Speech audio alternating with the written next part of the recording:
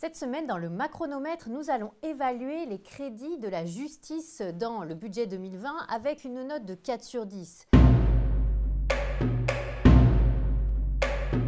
Est-ce que finalement le gouvernement réalise ses ambitions initiales pour la justice qui étaient assez importantes? On devait atterrir l'année prochaine, donc en 2020, à 7,7 milliards d'euros de dépenses pour la justice et on n'y sera pas. Il y a 200 millions de moins qui sont prévus finalement pour l'année prochaine. Alors que se passe-t-il? Eh bien, on accumule des retards dans les embauches, on accumule des retards dans l'exécution des crédits et petit à petit, on perd de vue les ambitions originelles de ce quinquennat. Alors notamment dans le pénitentiaire, c'est assez criant.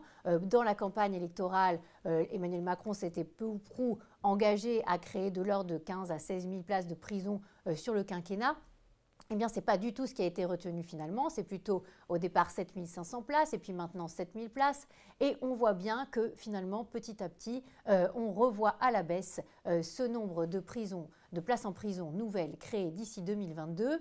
Et le gouvernement nous dit qu'il va baisser le taux de surpopulation carcérale de 138 à 135, mais on ne sait pas vraiment comment. C'est finalement en recyclant des places qui existent déjà.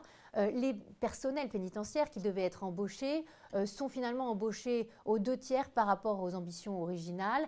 Et on voit que tous les ans, on embauche beaucoup moins que ce qui était prévu par la trajectoire initiale. Alors c'est assez préoccupant parce qu'on se rend compte que finalement, au lieu d'augmenter vraiment le nombre de places, eh bien, le gouvernement se dirige vers un petit peu la position qui était celle du ministre de la Justice sous le précédent quinquennat, c'est que finalement il fallait moins incarcérer plutôt que créer de nouvelles places de prison.